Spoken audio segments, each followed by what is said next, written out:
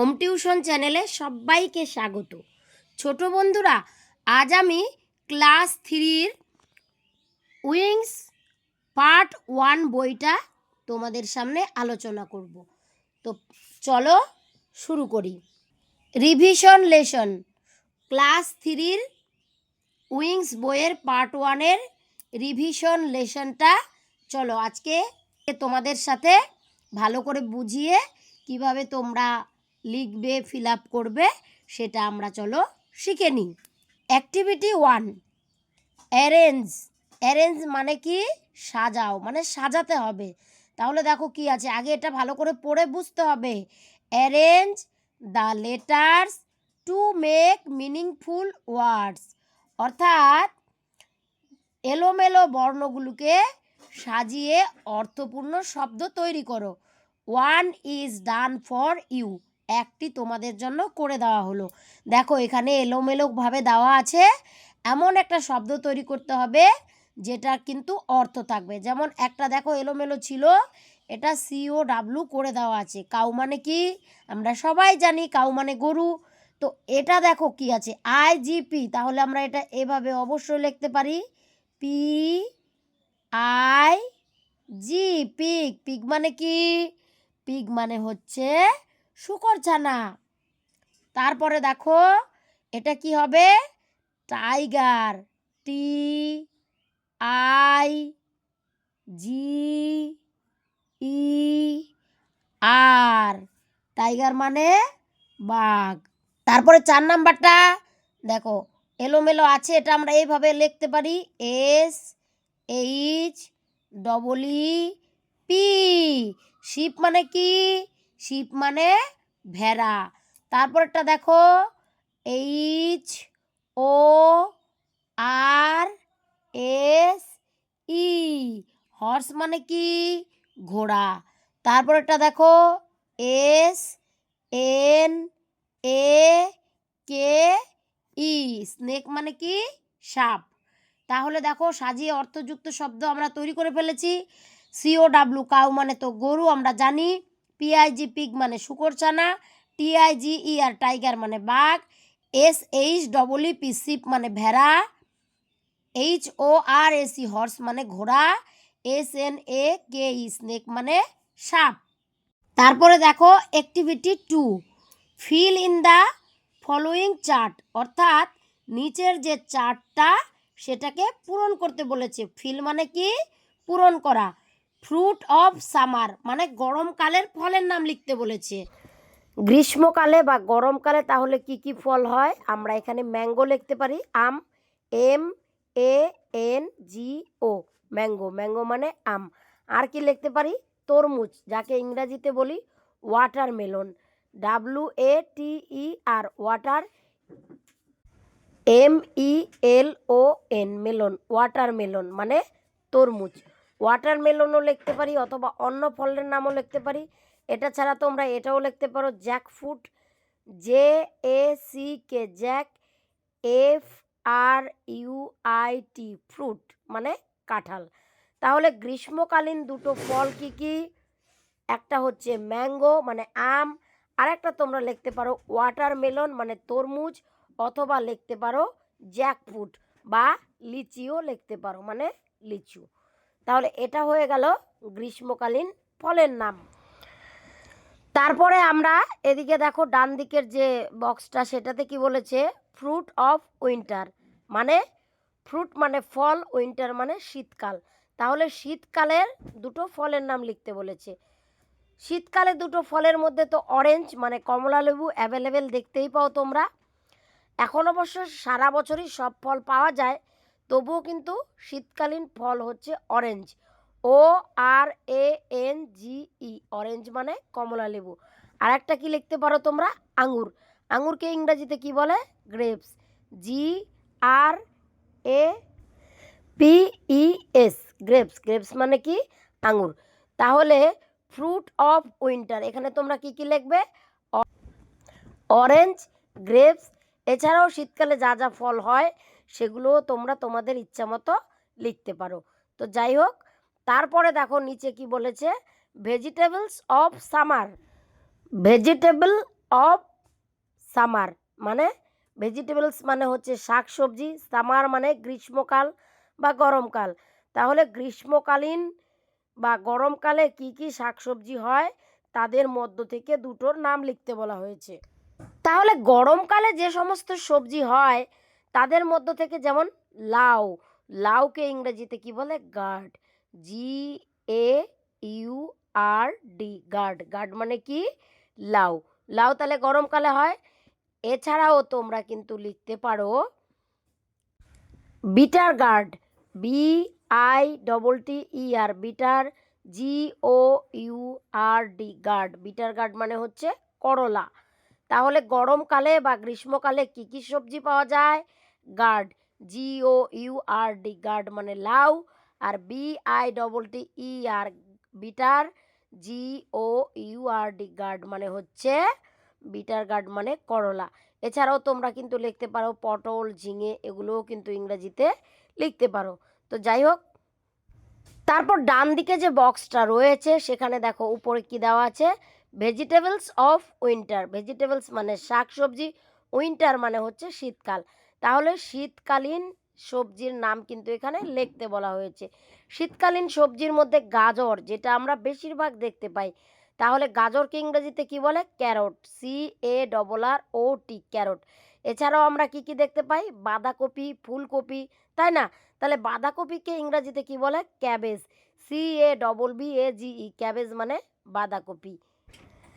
এছাড়া তোমরা লিখতে পারো ফুলকপি, যেটাকে ইংরেজিতে বলে কলিফ্লাওয়ার, CAULI, কলি, FLOWER, কলিফ্লাওয়ার। কলিফ্লাওয়ার মানে কি? ফুলকপি। আমি আমার মতো করে তিনটা সবজি দিয়েছি, কিন্তু এখানে দুটো সবজির নাম লিখতে বলেছে। তো তোমরা তোমাদের পছন্দ মতো যেগুলো শীতকালে হয় সেই সবজিগুলোর নাম কিন্তু এখানে লিখতেই পারো। আমি এখানে লিখেছি ক্যারট, CARROT, ক্যারট মানে গাজর, আর লিখেছি ক্যাবেজ, CABBAG, ক্যাবেজ মানে বাঁধাকপি, অথবা তোমরা কলিফ্লাওয়ারও লিখতে পারো, CAULI, কলি, FLOWER, ফ্লাওয়ার মানে ফুলকপি। ব্যাস, এবার চলে আসি অ্যাক্টিভিটি 3-তে। কি আছে? Fill in the blanks with appropriate words. Fill মানে পূরণ করো, ইন দ্য ব্ল্যাঙ্কস মানে ফাঁকা, উইথ মানে দিয়ে, অ্যাপ্রোপ্রিয়েট মানে উপযুক্ত, ওয়ার্ডস মানে শব্দ। তাহলে উপযুক্ত শব্দ দিয়ে ফাঁকা পূরণ করো। 1 নাম্বারটা আছে দেখো, এ ম্যাঙ্গো ইজ, মানে একটি আম হয়। একটা আম কেমন হয়? পাকা আম কি হয়? সুইট। তো এখানে সাওয়ার দিলেও হবে, কারণ কাঁচা আম টক হয়। আমি এখানে পাকা আমের জন্যই দিলাম যে সুইট, SWEET, সুইট মানে মিষ্টি। তাহলে এ ম্যাঙ্গো ইজ সুইট মানে একটা আম হয় খুব মিষ্টি। তারপরে 2 নাম্বার কি আছে? অ্যান অ্যাপেল ইজ, আপেল কীরকম হয়? না, এটাও মিষ্টি হয়, তাহলে এটাও সুইট লিখে দেবো, SWEET, সুইট। তারপরে 3 নাম্বারটা আছে দেখো, এ ব্যানানা ইজ, ব্যানানা মানে কি? কলা। কলাটা খেতে কেমন? না, এটাও মিষ্টি, তাহলে এটাতেও কি দেব? Sweet, SWEET, sweet. তারপর 3 নাম্বারটা দেখো কি আছে? এ ব্যানানা ইজ, মানে একটা কলা, এটাতেও আমরা সুইট দিতে পারি, SWEET, যেহেতু কলাও মিষ্টি, তাহলে এ ব্যানানা ইজ সুইট। তারপরে দেখো এখানে এ পটেটো ইজ, মানে একটি আলু। আলু কেমন হয়?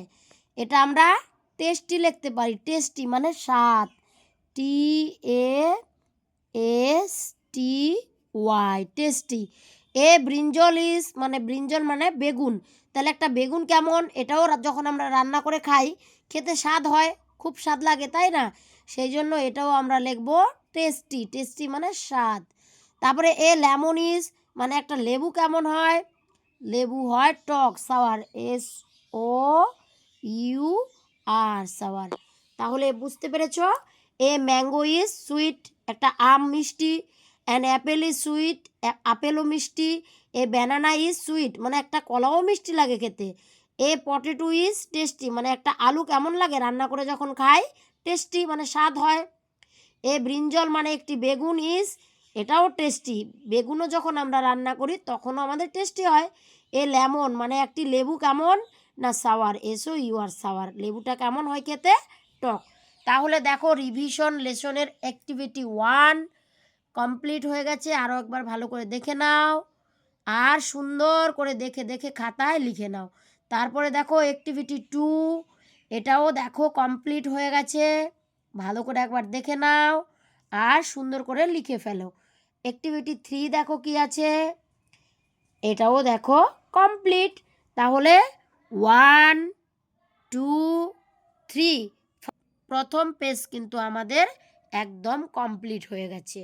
পেজ হয়ে গেছে। এবার চলো আমরা 2 নম্বর পেজটা আলোচনা করি আর সমাধান করে ফেলি। দেখো বলেছে অ্যাক্টিভিটি 4, অ্যাক্টিভিটি 4 এর এ কি বলেছে, circle A E I O U two are done for you.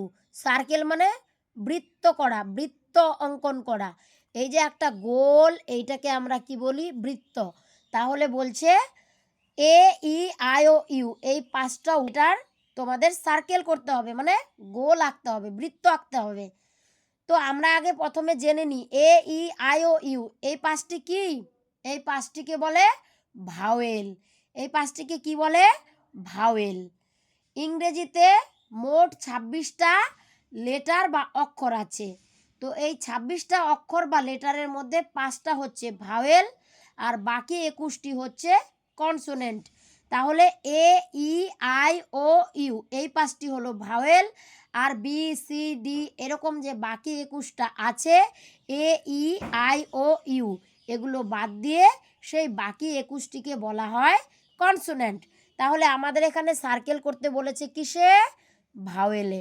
A vowel, E vowel, আর কি হবে, এই যে আই ভাওয়েল। আর কি হবে বলো, আর হবে ও, আর হবে কি বলো, আর হবে ইউ। তাহলে এই 5টি আমাদের সার্কেল করা হয়ে গেল। সার্কেল মানে কি, বৃত্ত। সার্কেল মানে কি, বৃত্ত। আর এ ই আই ও ইউ এই 5টি কি, ভাওয়েল। ঠিক আছে। তাহলে যদি তোমাদের বলা হয় ভাওয়েল কয়টি, কি বলবে, ভাওয়েল 5টি। কি কি, এ ই আই ও ইউ। ঠিক আছে। তারপরে আমরা চলে যাচ্ছি অ্যাক্টিভিটি 4 এর বিতে। Write the name of the 5 fingers and circle A E I O U in them. মানে 5টি আঙুলের নাম লেখো এবং সেখান থেকে এ ই আই ও ইউ এই 5টি যে ভাওয়েল আছে তাদের সার্কেল করো, মানে বৃত্ত অঙ্কন করো, গোল করো। ঠিক আছে। তো 1 ইজ ডান ফর ইউ একটি তোমাদের জন্য করে দেওয়া হলো। যেমন 1 নাম্বার থাম্ব, এই যে এই দেখো আমাদের হাতে 5টা আঙুল। ঠিক আছে। এইটাকে বলে থাম্ব। থাম্ব মানে হচ্ছে বুড়ো আঙুল। তো THUMB থাম্ব, থাম্ব লিখে দেওয়া হলো ইংলিশে। থাম্ব মানে হচ্ছে বুড়ো আঙুল। বাংলাটা তোমাদের লিখতে বলেনি, কিন্তু আমি তোমাদের বোঝার সুবিধার্থে লিখে দিলাম। THUME, THUMB thumb. থাম্ব মানে বুড়ো আঙুল। এই থাম্ব, এই যে ওয়ার্ডটা, শব্দটা, এর মধ্যে ভাওয়েল কোনটা, ইউ। এই দেখো ইউ এ কিন্তু সার্কেল করে দেওয়া হলো, মানে বৃত্ত অঙ্কন করে দেওয়া হলো। তারপরে হচ্ছে 4। তারপরে আমাদের দেখো বুড়ো আঙুলের পরে কি, এটাকে কি বলে, তর্জনী। ঠিক আছে। তাহলে এই তর্জনীকে ইংরেজিতে কি বলে, 4 ফিঙ্গার। কি বলে, 4 ফিঙ্গার। এ বড় হাতে লিখতে হবে, ও আর ই, 4, 4 ফিঙ্গার। ফিঙ্গার মানে হচ্ছে তর্জনী। ত বরিগার জয় রেফ দন্তান্নয় দীর্ঘি। এখানে ভাওয়েল কোনটা, ও, এই যে ওতে আমি সার্কেল করে দিলাম। এখানে ভাওয়েল কোনটা, ও, এই জন্য ওতে আমি সার্কেল করে দিলাম। তারপরে এই যে দেখো আমাদের হাতে এটা হলো থাম্ব, এটা হলো 4 ফিঙ্গার, আর এটাকে বলে মিডিল। কি বলে, মিডিল। এই যে মাঝখানের এটাকে বলে মিডিল। ঠিক আছে, মিডিল ফিঙ্গার। তাহলে M I D I double D L E, middle finger. তো এখানে ভাওয়েল কোনটা, ভাওয়েল হচ্ছে আই, আর কি ই, এই দুটো হলো ভাওয়েল। ঠিক আছে। মিডিল ফিঙ্গার, মিডিল ফিঙ্গার মানে হচ্ছে মধ্যমা। ম ধয়জফালা ময়াকারে মা, মধ্যমা হয়ে গেল। তারপরে 4 নাম্বার কি, 4 নাম্বার দেখো, এই যে এই আঙুলটাকে আমরা কি বলি? রিং ফিঙ্গার, মানে অনামিকা। রিং ফিঙ্গার মানে কি? এটাকে আমরা কি বলবো? এই যে এই আঙুলটাকে বলবো অনামিকা, ঠিক আছে? ইংরাজিতে বলবো রিং ফিঙ্গার। তাহলে ring, R I N G, ring. Ring finger মানে হচ্ছে বাংলায় অনামিকা,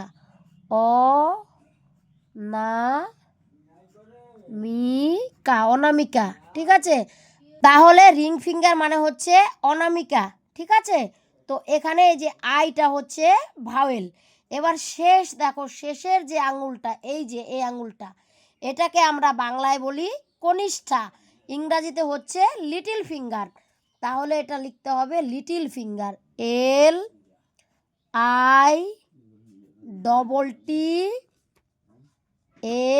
LITTLE, little finger. Little finger মানে কি? কনিষ্ঠা। লিটল ফিঙ্গার মানে কি? লিটল ফিঙ্গার মানে কি? কনিষ্ঠা। আর এর মধ্য থেকে যে আই হলো ভাওয়েল আর ই হলো ভাওয়েল। তাহলে বুঝতে পেরেছো? চলো আরও একবার বলে দিই। আমাদের হাতের, এই যে আমাদের হাতের 5টা আঙুলকে ইংরেজিতে কি বলে? ফিঙ্গার। তো এদের নামগুলো কি কি? ফার্স্ট, এটাকে বলে থাম্ব, বাংলায় বলে বুড়ো আঙুল। এটাকে বলে ফোর ফিঙ্গার, বাংলায় বলে তর্জনী। এটাকে বলে মিডিল ফিঙ্গার, বাংলায় বলে মধ্যমা। আর এটাকে বলে রিং ফিঙ্গার বা অনামিকা, বাংলায় বলে অনামিকা। এই যে এটা হচ্ছে অনামিকা। আর এটাকে বলে লিটল ফিঙ্গার, যেটাকে বাংলায় বলি কনিষ্ঠা।